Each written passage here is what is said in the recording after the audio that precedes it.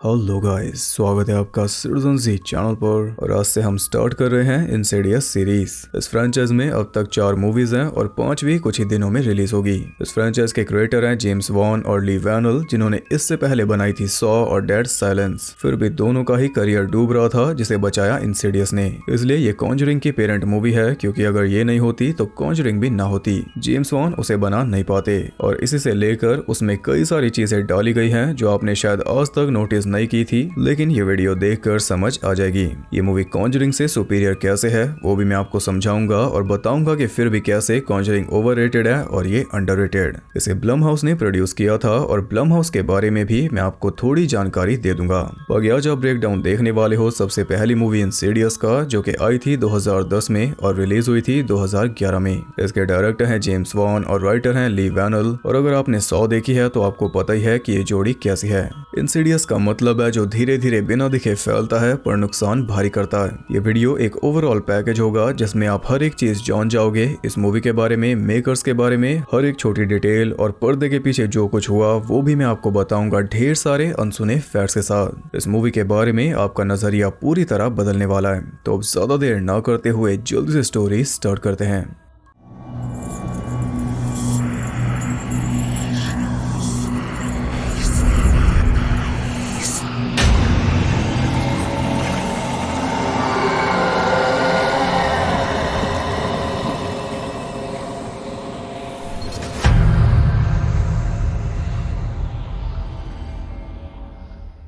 Movie के start में हम देखते हैं एक बच्चे को जो कि आराम से अपने घर में सो रहा था, लेकिन उसके पास में ही खड़ी थी एक भयानक सी भूतनी। सामग्री आपको दे दी है, अब बस चिपक कर बैठे रहो। और असल में इसी भूतनी को हॉरर का फेस होना चाहिए था, लेकिन इसकी जगह बन गई नन, जो कि इसी से इंस्पायर्ड है। खैर ये थी ओपनिंग। इसके बाद हम देखते हैं लैम्बर्ट फैमिली को, जो कि अभी अभी एक नए घर में शिफ्ट हुए हैं। यह है जॉश, उसकी वाइफ रैनी, बेटे डेल्टन और फॉस्टर और सबसे छोटी बेटी कैली। सुबह सुबह सबसे पहले जागकर रैनी नीचे जाती है थोड़ा सामान वगैरह सेट करने, और अपनी किताबों को शेल्फ में रखने के बाद वो अपनी फैमिली एल्बम देखने लगी। और तभी उसके पास आ गया डेल्टन, जो बोल रहा था कि मुझे अपना रूम पसंद नहीं, पर रैनी उसे समझाती है कि धीरे धीरे पसंद आ जाएगा। एल्बम देखकर वो बोल रहा था कि मुझे डैड के बचपन की फोटोज दिखाओ, लेकिन जॉश के बचपन की एक भी फोटो एल्बम में नहीं है। इसके बाद रैनी ब्रेकफास्ट बना रही थी, साथ में तीनों बच्चों को खिला भी रही थी और साथ में फोन पर अपनी शिफ्टिंग के रिलेटेड बात भी कर रही थी। जॉश तैयार होकर आया और अपने काम पर चल दिया। ये स्कूल में टीचर है और ये सब देखकर हमें पता चलता है कि ये ज्यादा स्ट्रेस लेना पसंद नहीं करता, वो काम है रैनी का। खैर रैनी देखती है कि जो किताबें उसने ठीक से रखी थी वो सब नीचे बिखरी पड़ी थी। उसे लगा कि शायद डेल्टन ने गिराई होंगी, लेकिन डेल्टन ने साफ मना कर दिया। अब घर के सारे काम करने के बाद रैनी थोड़ा टाइम देती है अपने पैशन को, जो कि है म्यूजिक। वो पियानो प्ले करती है और वो 1-2 गाने भी रिकॉर्ड करना चाहती है जो उसने लिखे हैं जॉश के लिए। इसके बाद वो कैली के पास ऊपर जाती है तो उसे एटिक में से थोड़ी आवाज आ रही थी, इसलिए वो चेक करने ऊपर पहुंची और लाइट ऑन करने के लिए जैसे ही वो सीढ़ी पर चढ़ी उसका एक स्टेप ऑलमोस्ट टूट गया। वो आसपास देख रही थी कि तभी अचानक अपने आप एक फ्लेयर जल गई और ये सब रेफरेंस है द एक्सॉर्सिस्ट का। इसके बाद लाइट ऑफ करके वो चुपचाप नीचे चली गई। रात को जॉश के घर आने पर रैनी उससे पूछती है कि क्या तुमने मेरा रिकॉर्ड म्यूजिक वाला बॉक्स देखा है, लेकिन जॉश ने नहीं देखा। उसे भूलकर पूरी फैमिली मौज मस्ती में लग गई सिवाय डेल्टन के, क्योंकि जब वो अकेला ऊपर खेल रहा था तो एटिक का दरवाजा अपने आप खुल गया था, इसलिए अब वो पहुंच चुका है एटिक में। लाइट ऑन करने के लिए वो भी सीढ़ी पर चढ़ा, लेकिन उस टूटे हुए स्टेप पर पैर रखते ही वो सीधा नीचे गिरा और गिरते ही बेहोश हो गया।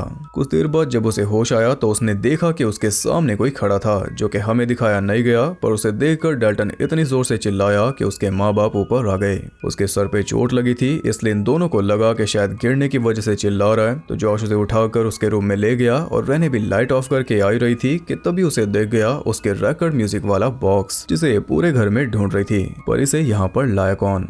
डेल्टन को सुलाकर वो दोनों भी सोने चले गए। पर रात के लगभग 3 बजे हम पहुंच जाते हैं डेल्टन के रूम में और हमें दिखाई जाती है उसके रूम की विंडो, जिसके बाहर वाला पेड़ हिल रहा था। अगली सुबह सब अपना रूटीन फॉलो कर रहे थे। रैनी ब्रेकफास्ट बनाने का, फॉस्टर उसे खाने का, कैली रोने का और जॉश घर से जाने का। लेकिन आज डेल्टन अब तक नहीं जागा।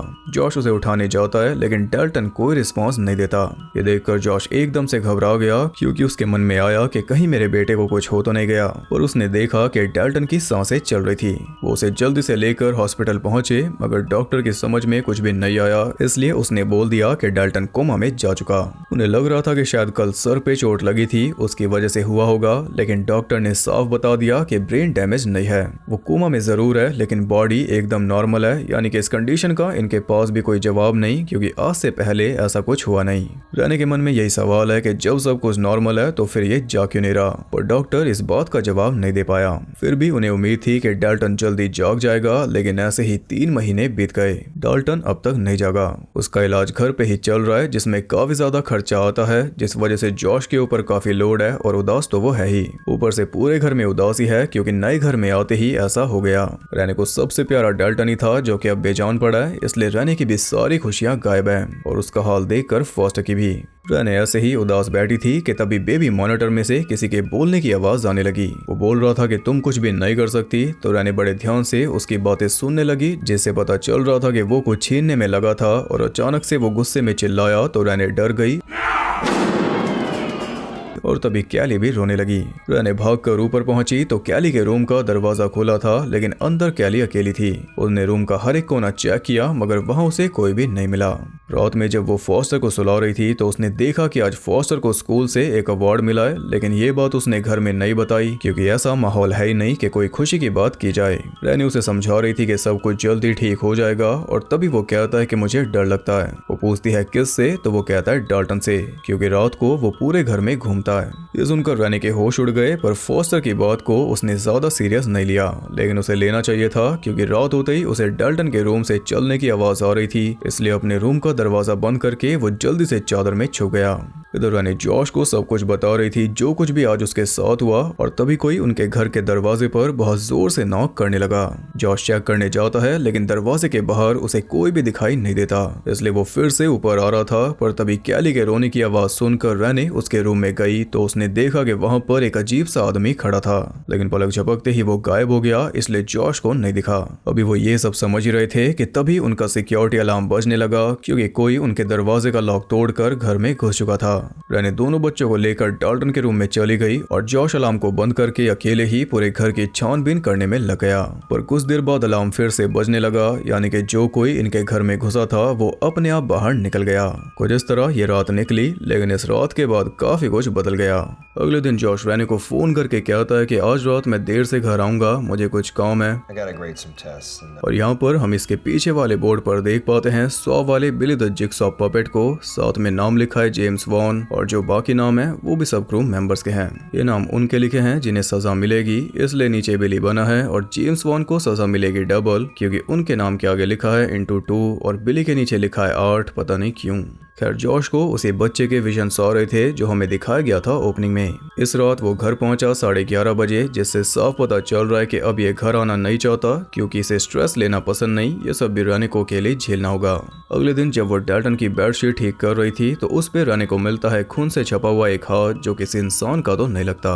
ये देखकर उसने सीधा जॉश के पास फोन किया जो कि स्कूल में ही सो रहा था। उसने बोला कि जल्दी से आओ, पर वो फिर भी लेट आया, लेकिन रैने भी वो बेडशीट लेकर घर के बाहर ही बैठी थी। रैने जानती है कि जॉश पीछे हट रहा है, पर ये चाहती है कि वो भी इसका साथ दे। वो उसे बता रही थी कि ये घर हॉन्टेड है, इसमें अजीब चीजें होती हैं, लेकिन जॉश उसकी बातों से सहमत नहीं था। तब उसके हाथों में सबूत रखकर वो गुस्से में अंदर चली गई। इस झगड़े के बाद जॉश नीचे सोफे पर सो रहा था और सपने में उसे दिख रहा था वही बच्चा, कैंडल से भरा एक हॉलवे और ये घर। रैने भी एक बुरा सपना देख रही थी, जिस वजह से डर के मारे वो अचानक जाग गई, और जागते ही उसने देखा कि कोई उनकी बालकनी में घूम रहा था, जो कि पलक झपकते ही अंदर आकर उस पर टूट पड़ा। ये वही आदमी है जो कैली के रूम में दिखाई देता है, और यहाँ पे ये इसलिए आया है क्योंकि कैली आज यहीं पर है। अब रैने की चीख सुनकर जॉश ऊपर आया, लेकिन तब तक वो आदमी गायब था। रैने बोल रही थी कि इतना सब हो रहा है लेकिन तू मेरी बात पे यकीन ही नहीं कर रहा। तब जॉश कहता है कि यकीन तो कर रहा हूँ, पर और क्या करूँ ये मुझे बता। तो जवाब में वो कहती है कि इस घर को खाली करो। उसकी बात मानते हुए जॉश ने दोबारा घर शिफ्ट कर दिया, और शिफ्टिंग में उनकी मदद कर रही थी जॉश की माँ लॉरेन। सारा पैसा उस घर में लग गया था, इसलिए इस बार एक छोटा सा कम सुविधा वाला घर लेना पड़ा, लेकिन रैने काफी खुश थी क्योंकि उसे लग रहा था कि उस घर से निकल गए, अब सब कुछ ठीक है। मगर लॉरेन के जाने के बाद जब वो घर में कचरा जमा कर रही थी तब उसने तो नहीं देखा, लेकिन हमने एक पुराने जमाने के बच्चे को दीवार से लगा हुआ देख लिया। म्यूजिक लगाकर वो कचरा फेंकने बाहर गई तो उसके बाहर जाते ही म्यूजिक चेंज हो गया, जो किया था उसी बच्चे ने, और बाहर से रैने भी उसे देख पा रही थी इस गाने पे नाचते हुए, जो कि इंसिडियस का आइकॉनिक सॉन्ग है।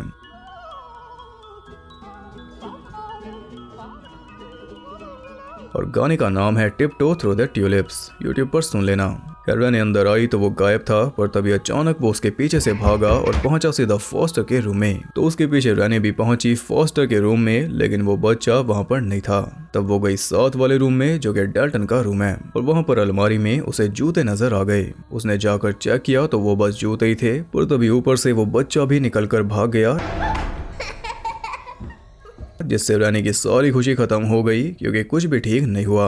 और ये जंप स्केयर का पैटर्न एकदम सही था। जूते देखकर लगा कि बच्चा वहीं पर छुपा है, पर रिवील हुआ कि नहीं है, जिससे थोड़ी शांति मिली। पर बच्चा था वहीं पर, नीचे नहीं तो ऊपर।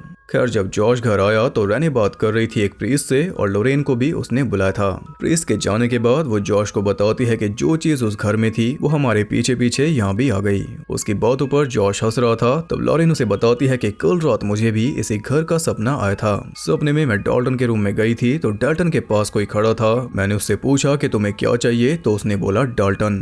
अब यहाँ पर आता है हॉरर मूवीज के इतिहास के सबसे बड़े जंप स्केयर्स में से एक, जब अचानक से लोरेन को वही सपने वाला डीमन दिखाई देता है जॉश के पीछे,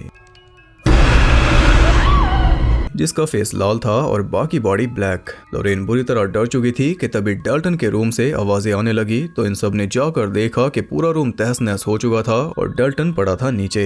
यहाँ भी चादर पर वही हाथ के निशान थे जो कि हैं उसी डीमन के। अब जॉश दोबारा नहीं हंसेगा। ये सब देखते हुए लोरेन ने भूत भगाओ टीम को बुलाया, जिसमें थे स्पेक्स और टकर। स्पेक्स है इस मूवी के राइटर ली वैनल। ये आदमी हर काम में खतरनाक है, 100 में हमने देखा ही था। खैर उन दोनों ने अपने बचकाने डिवाइसेस से पूरे घर की छानबीन शुरू की, और उनकी हरकतों को देखकर जॉश का दिमाग खराब हो रहा था। वो सोच रहा था कि ये दो चंपू कहां से आ गए। मच्छर तो ये भगा नहीं सकते, भूत कैसे भगाएंगे।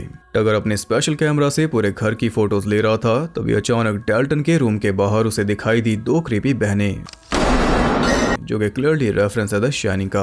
ये देखने के बाद उसने सीधा अपनी हेड अलीस को बुला लिया, जिसके पास साइकिक पावर्स हैं, और वो जॉश को पहले से जानती है, लेकिन जॉश उसे नहीं जानता। वो सीधा डाल्टन के रूम में जाती है, जहां बेड के ऊपर उसे कोई दिख रहा था। वो उसका हुलिया बता रही थी और स्पेक्स बना रहा था उसका स्केच पूरा होने पर पता चला कि वो तो वही रेड फेस डीमन है।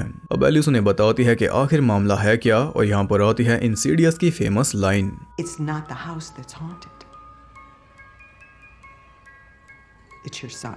भूतों का साया घर पे नहीं है, तुम्हारे बेटे पर है। पहली बात तो डाल्टन कोमा में है नहीं, उसकी बॉडी बेजान पड़ी है क्योंकि बॉडी के अंदर उसकी आत्मा नहीं है। डाल्टन के पास एक काबिलियत है जिसे कहते हैं एस्ट्रल प्रोजेक्शन, जिसकी वजह से वो अपनी बॉडी से निकलकर आत्मा के रूप में कहीं भी जा सकता है, और ये सब वो सोते हुए काफी पहले से कर रहा है। बस उसे ये सब सपना लगता था, इसलिए वो डरा नहीं, और इसी डर की कमी की वजह से वो अपनी बॉडी से काफी दूर चला गया, एक ऐसी जगह पर जिसे एलिस कहती है द फर्दर। ये एक ऐसी जगह है जो हमारी दुनिया से कोसों दूर है, पर फिर भी हमारे चारों तरफ है। वहाँ पर टाइम काम नहीं करता क्योंकि वहाँ पर रहती हैं आत्माएं, और मोस्टली बुरी आत्माएं। जिंदा लोगों का वहाँ पर कोई काम नहीं, लेकिन डाल्टन वहीं पर फंस चुका है, और यही दिक्कत की बात है क्योंकि उसकी बिना आत्मा की बॉडी एक खाली बर्तन की तरह पड़ी है, जिसपे बाकी आत्माएं कब्जा करना चाहती हैं ताकि वो फिर से इस दुनिया में आ सके, और वही आत्माएं इन्हें दिख रही हैं, पर वो एकदम से उसकी बॉडी में नहीं जा सकती क्योंकि इसमें टाइम लगता है। अभी डाल्टन की बॉडी उसकी आत्मा से लिंक्ड है, पर जितनी ज्यादा देर वो उस दुनिया में रहेगा ये लिंक उतना ही कमजोर होता जाएगा, और जल्दी वो पल भी आ जाएगा जब कोई और आत्मा उसकी बॉडी को पोजेस कर लेगी, और वो हमेशा के लिए उसी दुनिया में फंसा रह जाएगा। इनमें से कई आत्माओं को सिर्फ जिंदगी चाहिए, पर कईयों के इरादे इंसीडियस हैं, और सबसे ज्यादा खतरनाक है वो डीमन जिसे डाल्टन की बॉडी चाहिए सिर्फ दूसरों को दर्द देने के लिए, और वही उसकी बॉडी के सबसे ज्यादा करीब है, यानी कि टाइम आने पर वही उसकी बॉडी पर कब्जा करेगा और फिर इन सबको मार देगा। तो ये है इस मूवी का पूरा कॉन्सेप्ट। बस हॉन्टेड हाउस नहीं है, बल्कि पूरी गहराई है। अच्छे से सोच समझ कर तैयार किया गया एक प्लॉट है जिसमें से कई सारे आइडियाज निकल सकते हैं। खैर ये सब सुनकर रैनी तो परेशान हो गई, लेकिन जॉश इस सब से पक गया था। उसे लग रहा था कि ये तीनों फ्रॉड हैं, इन्हें आता कुछ नहीं, बस खराब टाइम का फायदा उठाकर ये पैसे लूटेंगे, जो कि आम तौर पर होता है। उसने बिना इसका हल सुने उन तीनों को घर से निकाल दिया। लेकिन इसके बाद जब वो डाल्टन के रूम में पहुंचा तो उसने पहली बार डाल्टन की ड्राइंग्स देखी, जिनमें बना हुआ था वही रेड फेस डीमन, और उनसे साफ हो गया कि डाल्टन सच में अपनी बॉडी से से निकलकर रातों को घूमता था। पूरी मूवी में अब जाकर फाइनली जॉश रोया, क्योंकि हर आदमी का एक ब्रेकिंग पॉइंट होता है। अब पीछे हटने के बजाय जो भी करना पड़ेगा ये करेगा। उसने एलिस को वापस बुलाया और एलिस ने शुरू किया एक सियांस, जिसके जरिए वो डेल्टन की आत्मा से बात करेगी। उसने एक मास्क पहना जो कनेक्टेड था स्पेक्स के हेडफोन से। ये धीरे से बोलेगी, स्पेक्स सुनेगा, फिर लिखेगा और इन दोनों को बताएगा कि डेल्टन ने क्या बोला। उसका डेल्टन से कांटेक्ट हो गया और डेल्टन ने बताया कि यहाँ पर एकदम अंधेरा है, मैं कुछ बोल नहीं सकता क्योंकि अगर उसने सुन लिया तो वो मुझे मारेगा। एलिस ने पूछा कौन, तो उसने बताया कि वो आदमी जिसके चेहरे पर आ गए, यानी कि रेड फेस डीमन। एलिस उसे अपनी आवाज की तरफ बुला रही थी पर उसकी जगह आ गया वो डीमन। वो एलिस के ऊपर हावी होना चाह रहा था लेकिन नहीं हो पाया, इसलिए हो गया डेल्टन की बॉडी पर। उसने बिना हाथ लगाए उन सब को उठाकर पटक दिया। अब इस सियांस की वजह से बाकी आत्माएं भी इस दुनिया में आ रही थी, खास करके वो कैली के पीछे पड़ा आदमी। उस डीमन ने स्पेक्स को बुरी तरह पटक दिया और ये रेफरेंस है पोल्टरगाइस्ट का। खैर इतने में एलिस होश में आ चुकी थी तो उसने डेल्टन को पकड़कर उसकी बॉडी से डीमन को निकाला और तब जाकर उन्होंने लाइट ऑन करके सियांस को खत्म किया, जिससे सारी आत्माएं भी वापस चली गई। अब पोल्टरगाइस्ट का रेफरेंस देते हुए स्पेक्स अपने कानों को सेक रहा था, तभी टक्कर उसे अपने कैमरा की एक फोटो दिखाता है जिसमें हम क्लियरली देख पा रहे हैं कि वो डीमन डेल्टन की बॉडी के कितने पास आ चुका है कि वो जल्दी उसकी बॉडी में घुस जाएगा। अब तो करो या मरो वाला हाल है। इसलिए एलिस ने लोरेन को भी बुला लिया क्योंकि अब टाइम आ चुका है एक और बड़ा राज खोलने का।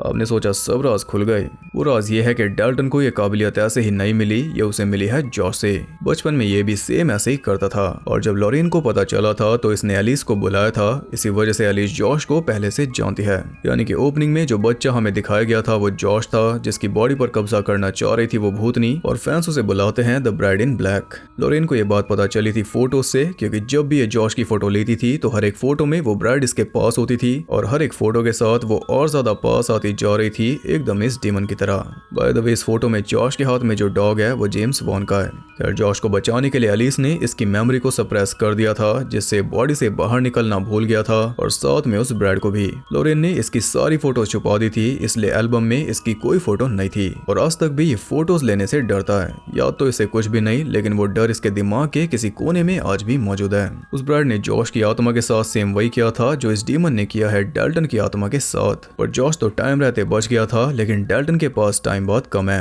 अब उसे बचाने का एक ही रास्ता है, जॉश को अपनी बॉडी से निकलकर उस दुनिया में जाना होगा डेल्टन को लाने के लिए, जिसके लिए वो तैयार है। एलिस उसे हिप्नोटाइज कर रही थी, लेकिन वो परेशान होकर उठ गया क्योंकि उससे नहीं हो रहा था। पर जब वो पीछे मुड़ा तो उसके होश उड़ गए, क्योंकि वो तो कब का अपनी बॉडी से निकल चुका था। अब घर से बाहर निकलकर अंधेरे में भटकते हुए वो आगे बढ़ रहा था तो रास्ते में उसे दिखा फॉस्टर, जो इशारा कर रहा था इनके पुराने घर की तरफ। वो घर के अंदर पहुंचा तो उसके पास से निकलकर एक औरत ऊपर गई और यहाँ पर इस मूवी ने वार्निंग दे दी है कि थ्रिल और सस्पेंस बहुत हुआ, अब पकड़ो सीधा स्ट्रेट हॉरर। जॉश भी ऊपर पहुंचा तो उस औरत के रोने की आवाज आ रही थी, लेकिन औरत वहां पर थी नहीं। तब वो फिर से नीचे आया तो नीचे उसे मिली एक फैमिली जो एकदम फ्रीज थे ऑलमोस्ट। उस फैमिली की दूसरी बेटी ने आकर उन तीनों को गोली मार दी। तब जॉश वहां से जाने लगा तो वो चारों अचानक से उसके सामने आकर स्माइल करने लगे और तब हम जान पाए कि ये वही बहनें हैं जो टकर को कैमरा में दिखी थी। फिर वहां से जॉश पहुंचता है एटिक में, जहां पर उसे मिला एक रेड डोर जो कि डाल्टन की ड्राइंग में भी था और यही सबटाइटल है आने वाली 5वीं फिल्म का।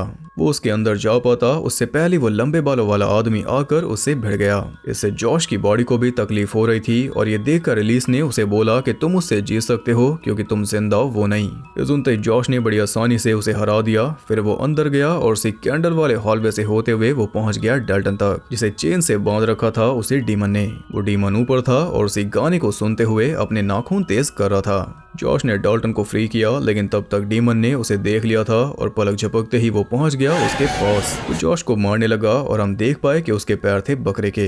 इस फाइट से उनका पूरा घर हिल रहा था। डीमन जॉश पर भारी था, इसलिए चालाकी से वो डाल्टन को लेकर घर से बाहर निकल आया और अब उसे वापस अपनी बॉडी तक आना था, वो भी ढेरों आत्माओं के बीच में से जो इनसे पहले इनकी बॉडी तक आना चाहती हैं। इसमें उनकी हेल्प की रेने ने उन्हें पुकार कर और उसकी आवाज के जरिए वो घर में पहुंच गए, लेकिन उनसे पहले और भी कई आत्माएं आ चुकी थी।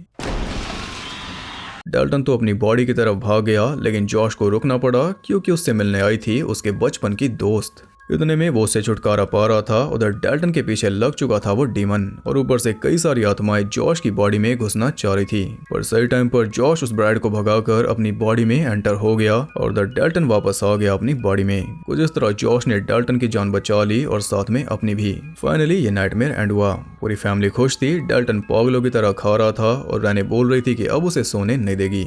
इधर जॉश और एलिस अकेले थे और अचानक एलिस ने कुछ देखा जिससे वो चौंक गई। उसने जल्दी से जॉश की एक फोटो ले ली जिससे वो इतना ज्यादा गुस्सा हो गया कि उसने एलिस का गला घोंटकर उसे जान से मार डाला।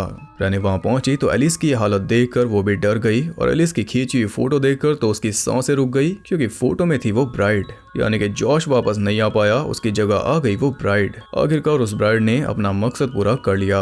अब वो और किस किस को मारेगी ये तो हम अगले पार्ट में देखेंगे, क्योंकि जैसे जॉश ने रैने के कंधे पर हाथ रखा ये मूवी खत्म हो गई। तो जैसा कि आपने देखा ये एक सुपरनैचुरल हॉरर मूवी थी, लेकिन इतना सिंपल इसे नहीं रखा। इसमें थ्रिल भी था, सस्पेंस भी और साइकोलॉजिकल मैटर भी। जब हमें लगता है कि अब तो सारे राज खुल गए, तब ये मूवी एक नया राज खोलकर हमारे सामने रख देती है। ऊपर से इसके जंप्स के बहुत ज्यादा इफेक्टिव है, जिनमें दिमाग लगा था जेम्स वॉन का। उनमें वायलिन और पियानो का यूज हुआ है जो कुछ अलग था, और आजकल यही मॉडर्न हॉरर में यूज हो रहा है। वैसे तो मुझे जंप स्केयर कोई खास पसंद नहीं आते, पर इस मूवी के जंप स्केयर्स की बात अलग है, हार्ट अटैक भी दिला सकते हैं। आप मूवी देखो और समझ जाओ। इस मूवी की मैं और भी तारीफ कर सकता हूँ, पर आप बस फीलिंग समझ जाओ। ये एक लेजेंडरी मूवी है जिसे उतना श्रेय नहीं मिलता, और जब आप इसका सीक्वल देखोगे तो आपको पता चलेगा कि लिखाई क्या होती है।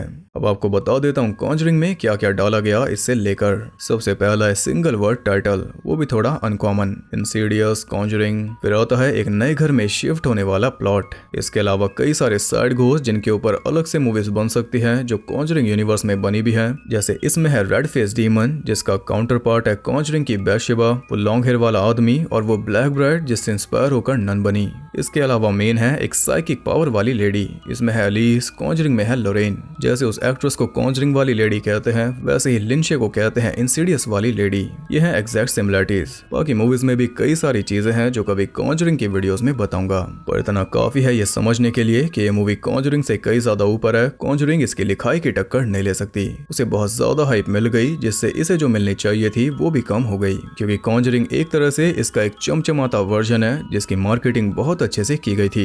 ये उससे सुपीरियर इसलिए है क्योंकि कॉन्जरिंग के पास उसकी स्टोरी पहले से मौजूद थी और साथ में एक बहुत बड़ा बजट भी। पर इसकी स्टोरी को स्क्रैच से लिखा गया, वो भी लेयर बाय लेयर, और वो सारी लेयर्स हमारे सामने एक एक करके खोली गई, जिनसे मूवी का वजन और ज्यादा बढ़ जाता है। ऊपर से बजट कम होने के बावजूद भी ये कहीं से भी हल्की नहीं लगती। स्टार्टिंग में कॉन्सेप्ट इसका सिंपल लगता है, पर एंड आने तक वो बन जाता है ट्विस्टेड, और आगे वो और ज्यादा ट्विस्टेड बन सकता है सिर्फ लिखाई पे की गई मेहनत की वजह से। इसका एग्जाम्पल आपको नेक्स्ट पार्ट में दूंगा। खैर जेम्स वॉन ने इस आइडिया को आगे कॉन्जरिंग में यूज किया, लेकिन ब्लमहाउस ने भी इसे फिर से यूज किया था सिनिस्टर में, जो आई थी कॉन्जरिंग से एक साल पहले 2012 में। अगेन सब कुछ वही, वन वर्ड टाइटल, वो भी नेगेटिव, इंसीडियस, सिनिस्टर। एक फैमिली एक नए घर में शिफ्ट होती है जिसमें एक इविल एंटिटी बच्चों पर हावी होना चाहती है और बाप उसका सामना करता है। एक एक करके राज खुलते हैं, मूवी डार्क होती जाती है, सब कुछ वही। कॉन्जरिंग और सिनिस्टर दोनों बहुत ज्यादा पॉपुलर मूवीज हैं, और ये दोनों ही इंसीडियस की सारी चमक खा गई। पर मैं तो इंसीडियस को ही दोनों से ऊपर रखता हूँ, वो आप नेक्स्ट पार्ट देखकर और अच्छे से समझ जाओगे। तो अब बात करते हैं इंटरेस्टिंग फैक्ट्स के बारे में। $1.5 मिलियन के बजट में इसने कमाए थे $100 मिलियन। अनबिलीवेबल। अगर आप ये सुनकर हैरान हो तो आपको ब्लमहाउस का थोड़ा परिचय दे देता हूँ। ब्लमहाउस एक प्रोडक्शन कंपनी है जो कि मेनली हॉरर मूवीज बनाती है। ब्लमहाउस का मेन फंडा है कि ये बहुत लो बजट में मूवीज बनाते हैं, जिसमें ये डायरेक्टर को पूरी आजादी देते हैं, जो उसका मन है वो करे। फिर मूवी की रिलीज ये अच्छे से करते हैं क्योंकि इनका नेटवर्क अच्छा है। ये कंपनी बनाई थी 2000 में जेसन ब्लम ने, इन्हीं के नाम से ब्लमहाउस बना, और ये कंपनी अस्तित्व में आई थी 2007 में पैरानॉर्मल एक्टिविटी के साथ, जो सिर्फ $15,000 के बजट में बनी थी, और कमाई थी उसने $200 मिलियन। प्रॉफिट सोचो कितना है, यकीन के परे।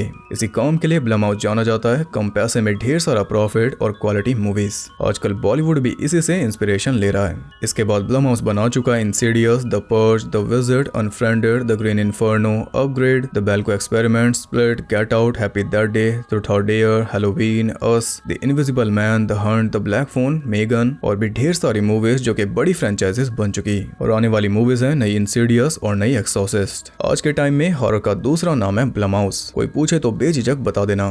खैर ये मूवी शूट हुई थी सिर्फ 3 हफ्तों के अंदर। वैसे तो ये पहली इंसिडियस मूवी है, लेकिन अगर टाइमलाइन के हिसाब से देखें तो ये बन जाती है तीसरी, क्योंकि 3rd और 4th पार्ट प्रीक्वल्स हैं। पर आने वाली मूवी इंसिडियस 2 के बाद की स्टोरी होगी, इसलिए उसकी हाइप है, क्योंकि लैम्बर्ट फैमिली हमें दोबारा से देखने को मिलेगी।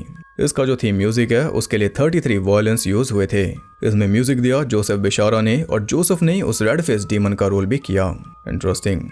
जेम्स वॉन ने ये मूवी इसलिए बनाई थी क्योंकि 100 के बाद उनका नाम गोरी मूवीज के साथ जुड़ गया था, इसलिए एक स्केरी मूवी बनानी पड़ी। इस मूवी को डायरेक्ट करते वक्त जेम्स वॉन के दिमाग में कॉन्जरिंग भी मौजूद थी, इसी से लेकर उसमें चीजें डाली गई। इसकी सफलता के बाद जेम्स ने इसका सीक्वल भी डायरेक्ट किया, जो आया था 2013 में, उसी सेम साल में जब आई थी जेम्स वॉन की कॉन्जरिंग। फिर उसका भी सीक्वल जेम्स ने ही डायरेक्ट किया था, यानी कि दोनों फ्रेंचाइजीज को बराबर रखा। इसमें पैट्रिक विल्सन यानी कि जॉश की मां का नाम लोरेन है, और कॉन्जरिंग में लोरेन नाम है उनकी वाइफ का। ये उन 3 सीरीज में से पहली है जिन्हें जेम्स वॉन ने बनाया पैट्रिक विल्सन को लेकर। दूसरी है द कॉन्जरिंग और तीसरी है डीसी की एक्वामैन। जॉश का रोल पहले ईथन हॉक को मिल रहा था, लेकिन ईथन ने किया नहीं, तब ये रोल मिला पैट्रिक विल्सन को। लेकिन बाद में ईथन ने काम किया 2012 में आई ब्लमहाउस के सिनेस्टर में, जो कि ऑलमोस्ट इंसिडियस ही है, और साइंस के मुताबिक वो आज तक की सबसे ज्यादा डरावनी फिल्म है। जॉश के रोल के लिए ब्रैंडन फ्रेजर को भी कंसिडर किया गया था, और आपको बता दूं कि बचपन में मेरे लिए इंग्लिश फिल्मों के हीरो का मतलब था ब्रैंडन फ्रेजर। ब्रूस मैकगिल और एलेक बैल्डविन को भी कंसिडर किया गया था। लोरेन के रोल के लिए ऑडिशन दिया था निकोल किडमैन, माया रूडोल्फ, एलिस ब्रागा, रॉकियो बैंक्वेल्स, एमा थॉम्पसन, इज़ाबेल मेडो, केट वॉल्श, एशली जूड, रेने ज़ेल्वेगर और सूजी प्लेक्सन ने। ये दूसरी बार है जब लिंचे किसी ऐसी मूवी में नजर आई जो आफ्टर लाइफ के बारे में थी। इससे पहले वो नजर आई थी a nightmare on Elm street में। लोरेन यानी कि बारबरा हर्शी एक पोल्टरगाइस्ट की विक्टिम रह चुके हैं दी एंटिटी में। इसमें 3 ऑस्ट्रेलियन एक्टर्स ने काम किया, एंगस सैमसन, ली वैनल और रोज बर्न। ऐसा माना जाता है कि इसके कई सारे प्लॉट एलिमेंट्स लिए गए हैं अनसॉल्व्ड मिस्ट्रीज के एपिसोड घोस्ट बॉय से।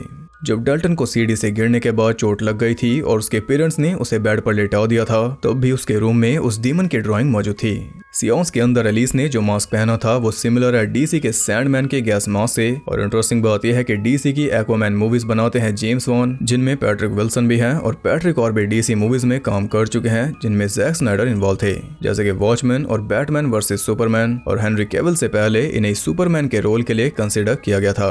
आई बेट ये आप नहीं जानते थे। पहले इसका नाम होने वाला था द फर्दर, उसी दुनिया के नाम पर। तो ये थे ढेर सारे अनसुने फैक्ट्स। आई होप आपको पसंद आए। अगर आपको वीडियो पसंद आई तो एक लाइक जरूर करना, और नेक्स्ट पार्ट के लिए आपका कमेंट टारगेट है 1500 कमेंट्स। इसके लिए आपसे मेरा सवाल है कि ब्लैक ब्राइड और नन में से किसे ज्यादा वैल्यू मिलनी चाहिए। आपकी जो भी राय हो वो बता देना, क्योंकि अगले पार्ट के बाद आपकी राय बदलने वाली है। बाकी आप नेक्स्ट पार्ट को मिस ना कर दो, इसके लिए चैनल को सब्सक्राइब करके बेल नोटिफिकेशन को ऑल पर सेट कर लो, ताकि नोटिफिकेशन आपके फोन से कभी गायब ना हो, या फिर नोटिफिकेशन का लिंक आपके फोन से ना टूटे। और ज्यादा कनेक्टेड रहने के लिए आप मुझे इंस्टाग्राम पर फॉलो कर सकते हो, वहाँ आपको बहुत कुछ जानने के लिए मिल जाएगा, और साथ ही बाकी जगहों पर भी, जिनके लिंक्स आपको मिल जाएंगे नीचे। तो मैं आपसे मिलूंगा अगली वीडियो में, तब तक के लिए सबको बाय।